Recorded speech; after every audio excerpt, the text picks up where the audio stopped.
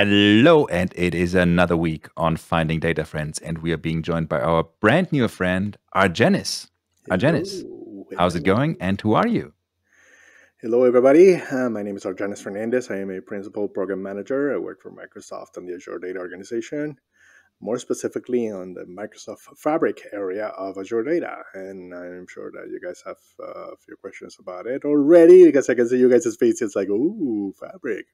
Yes, Never heard of that. Fabric questions. Never heard of that, right? Oh, you will. If you haven't, you will. So yeah, I've been part of the SQL community for. Do I A have to say while. this on camera? No, it's fine. 16 years now. I've been involved in the SQL community in one way, shape, or form, either attending events or speaking at them, or contributing to them, or just bribing people to do things around them. Like, I mean, I've been around the block for a while. Yeah. Again, very good that we're not recording this because I people was thinking the same publicly thing. admitting to bribing others, that would be horrible on a recording. But we're safe. Yeah. This is a safe space. You can say anything. Yeah, it's fine. I mean, my lawyer said that I could say a few things. It's fine. Perfect. My lawyer said otherwise, but we'll We just don't listen connect to and them. they can work it out. It's Jess, okay. I mean, what about your lawyer? Shall we get them involved, you or guys are in the how does European that Union, work? you know. Oh, I you're can good. invoke your You're good? privacy laws, and then I'm not in the EU. Oh, We made a poor decision. shall we not talk about that? Let's not talk about that. I got Move good on. and bad Ben, the news question. for you.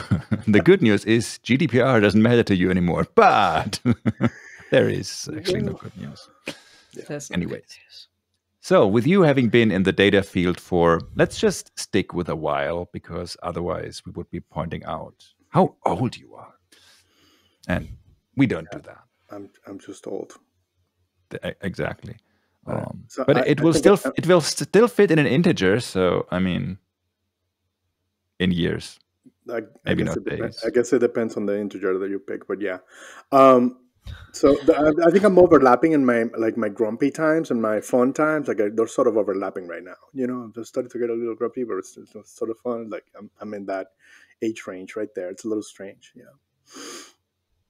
Yeah, I hear that Not is anything my between lawn. 20 It's and not 60. quite So something that I let's do. leave it slightly vague.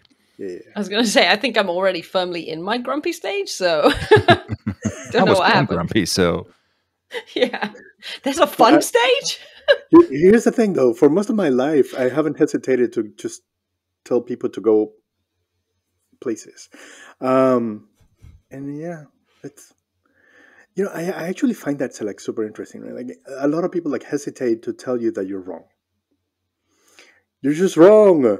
No, you know, we're being too nice sometimes to some people.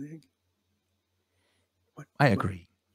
Anyway, this is me and my grumpy popping out. Like, don't ignore me, please. It's Friday. It's early. I haven't had my second coffee, and then, you know, like I See, should probably that's finish the this before advantage we of finish time this zones, recording. because I'm Anyway, at like coffee 81-ish. let's get back into the friendly side of finding data friends conversation. Exactly. So we got a question. We were kind of digressing. This has never happened before. No. I've but watched your episodes, and they're like always on point, like very much. exactly, Exactly. we're very Following the line Very focused. But then professional. again, it is Friday the 13th today. You are our guest, so there's just a couple of things coming together that the universe did not see come. Having that said, question for you. With you having been in the data field for a while, Yes. what's your favorite data thingy? Oh my god, I have so many favorite data things. It's not even funny. I gotta admit that I kind of have a fetish for performance. Like when I and it's so weird to say it this way, but Perfect. Not at all. when no, it's totally weird, but it's fine, right? I have a fetish for We're all performance. When I friends. see a product that's just slow, it's just, you know, my ADHD gets triggered, and I get triggered, and I consequently, you know, forego about anything I cared about. It's kind of like that. It's that sense of you're wasting my time. Like when you're using a product that is slow, right? It's like, come on, let's go. Like, I why mean, are you taking literally. so long? So Like, yeah, I hear and you. so this is a thing for me, right? Like, I want to make things faster, easier, simpler. Like, I feel like we waste so much time on like simple things that could be so much easier. And that's actually a core part of my job right now. Go figure. So I guess I ended up in the right place. I look into ways of making things that traditionally take quite a while faster, easier, better, simpler. So it's a good place for me to be. So yeah, a fetish for performance, and I'm actually going to start using that a lot more. It's nice, Feels like a blog or something. right? I could see I think that, it should be a sticker, right? Ooh.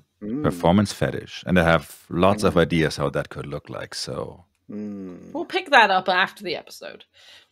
Is there is yeah, there well, is there an my NC thought process is already going on. Can I have them done by Pass Summit and everything? So is there an NC-17 version of this that we can record most later? probably not. But But then, nice. does it always have to be? True. Can we just not have some stuff where we just have stickers that go under the table? Under the laptop, actually, you have to raise the laptop. Oh, so- yeah.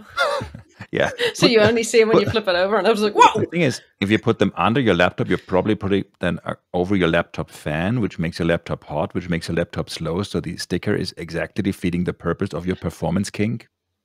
Ben, how can you live with yourself? Oh, you're a Mac user, you don't have fans?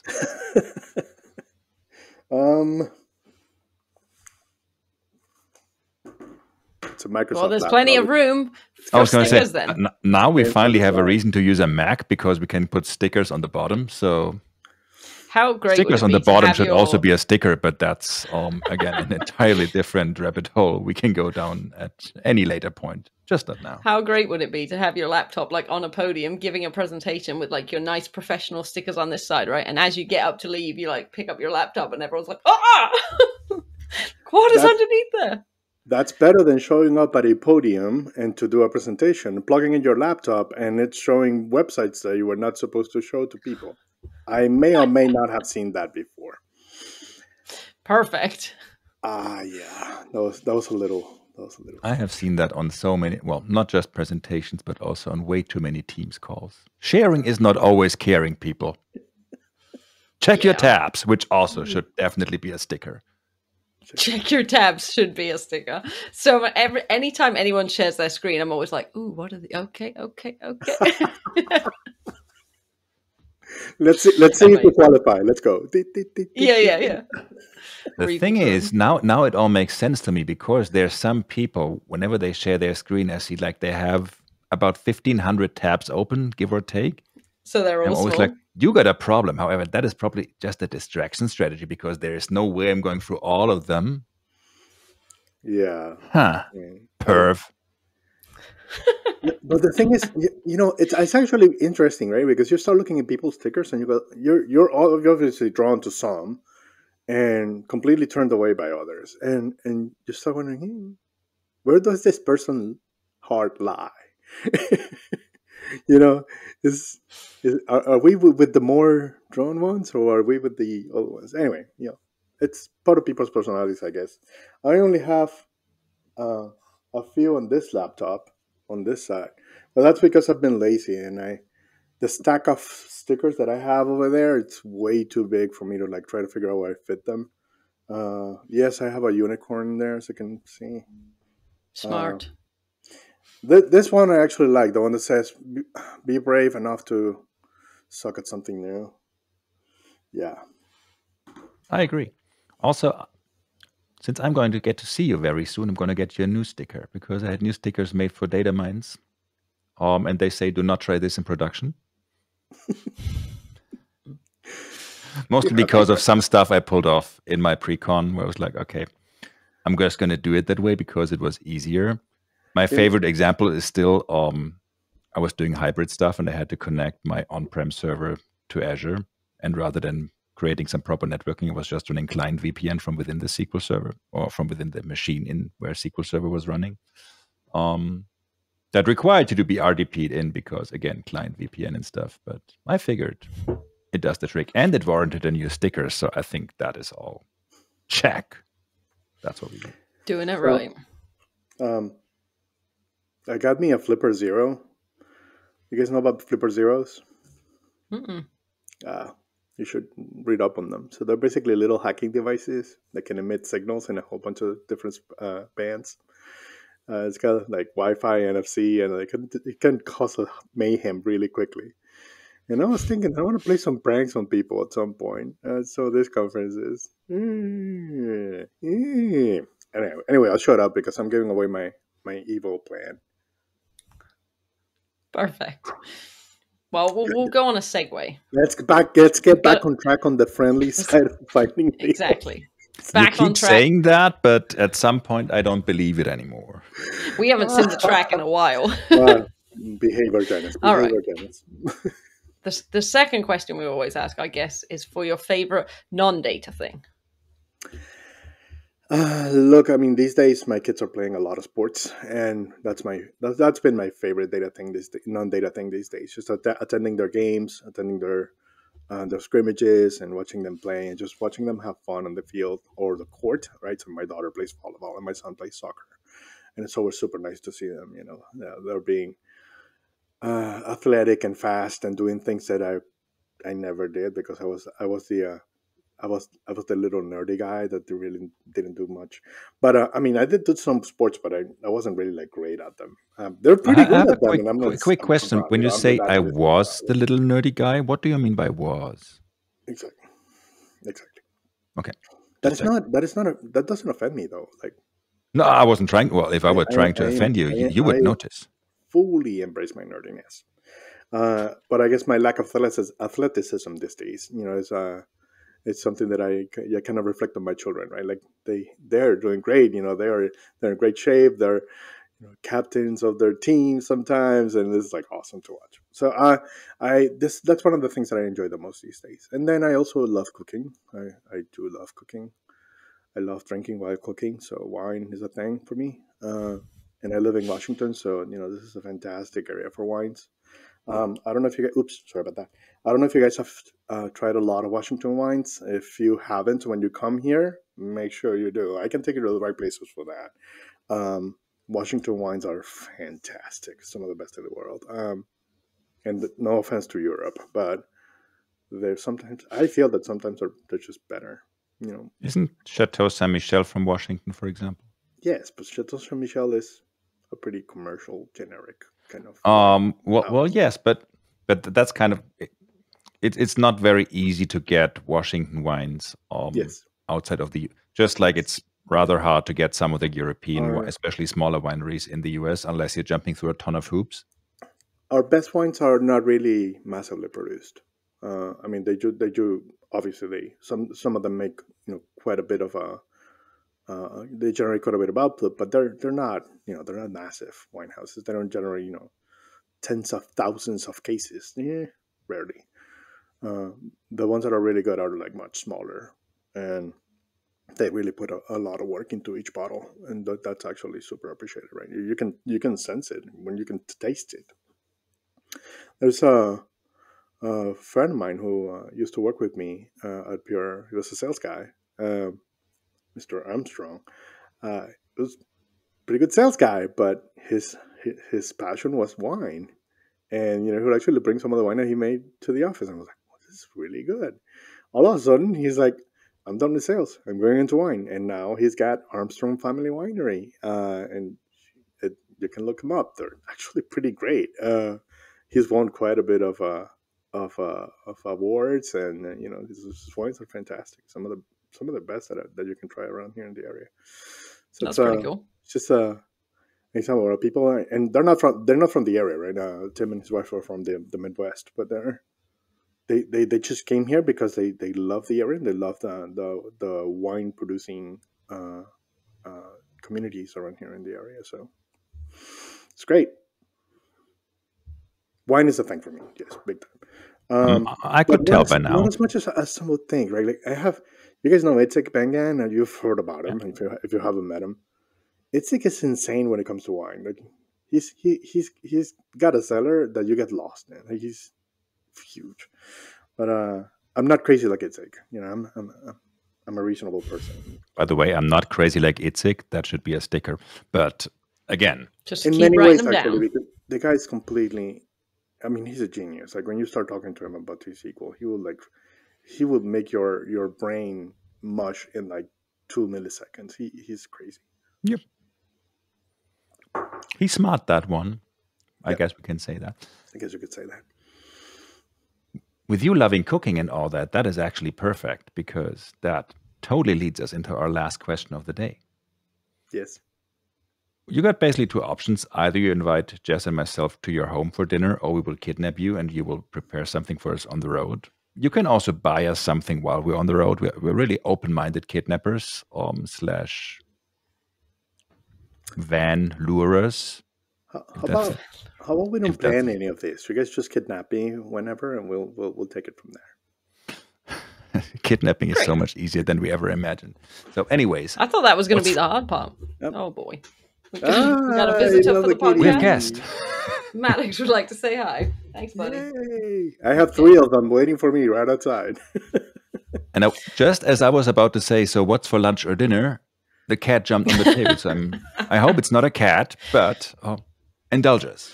I don't think the cat is going to volunteer as tribute.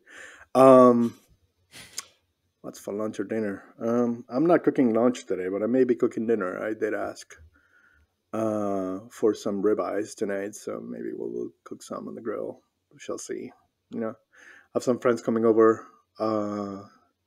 Is it tomorrow? I think yes, tomorrow. Have some friends coming over tomorrow, and I'm gonna cook my infamous Alfredo chicken pasta for them. You know, my Alfredo is actually pretty good. I posted it on my Instagram, by the way. If you guys follow me, my recipe for Alfredo is spot on. Just need good ingredients, and it's less than 30 minutes, and you get it all done. It's just so that's something that I'll be. So steaks tonight, maybe Alfredo tomorrow. Sunday, haven't thought about it. Yeah, tons of things. We're getting a whole weekend of food. I'm into this. Considered, yes. So that's what I'm hearing. Also, I love how he protected our identities for tomorrow, but just saying I have friends coming over rather than you will all still be at my house. I mean, let's see, what time is it over there? Yeah, you guys may want to go, you head to the airport for the first flight out. You'll be here for lunch. Yeah. More like the last flight out for me today, and Jess. And I'm not even sure we could still make it, but I'm going to be there tomorrow. Do you have Tomorrow late flights? Do you have late flights that go to America? Yeah, we Not do. this late. I think we have But, one that's at like 5 p.m. I think at this point we're cutting it rather close. I see. And now everybody at home is like, what time is it when they recorded this? Will we ever know? It's going to be our big secret. Yeah. However, we're going to give you this. Mm-hmm. It is 9 hours later here than it is for Argenis. That should help with everyone's math at what time it was now. Mm-hmm. It won't. Yes. But they're never going to figure that out. Well, I also gave away the fact that I haven't consumed my second cup of coffee. So, yeah, maybe kind of thinking that, yeah. So, I did give some clues away. People don't know that you usually have 17 cups of coffee before it is 9:30, giving them more hints and clues here. This is like an escape room now. One has to be properly caffeinated, okay? It's just rule I'm with you, my friend. Strongly agree. Some people drink tea, and I'm like, why? Why do you do this to yourself? But let's just leave it at that. I'm Venezuelan, so I grew up drinking coffee. You know, they indoctrinate you into coffee at a very early age. Like, you know, it's like breakfast. Here's coffee with milk and some bread and butter and cheese. Like, that's your breakfast. I mean, they do start you early. The funny thing is that the concentration of coffee that you get when you're a child in Venezuela is kind of small. And then when you get into the bigger concentrations of coffee, like when you're studying for college and stuff, then it really hits you. You're like, whoa, I never had coffee like this, right? So the big amounts of caffeine do change your perspective on coffee. And then you start making concoctions like, oh, that wasn't enough. So now I need to make something stronger than what I used to make. My friend of mine used to make a concoction that we actually called petroleum because it was so strong. It was, let's just say, not just coffee. But yeah, some interesting I'm still stories so there. glad we're not recording this because, again, legal matters and all this. It would This be has been a logistical troublesome nightmare to episode. figure all that out and all the bleeps and stuff. Rules are lax in college. Come on, you guys. It's true. It's true. Yeah, ish. Says the person from the country where 16 is the legal drinking age. So, having that said, that was another very quick 15 minutes once again. So, thank you so much for joining us. This was fun. We've learned a lot of things about you that we didn't know, and a lot of things about you we didn't need to know. But anyways, seriously, thank you for joining. Thank you everyone for watching, and we see you all next week. Bye. Bye, folks.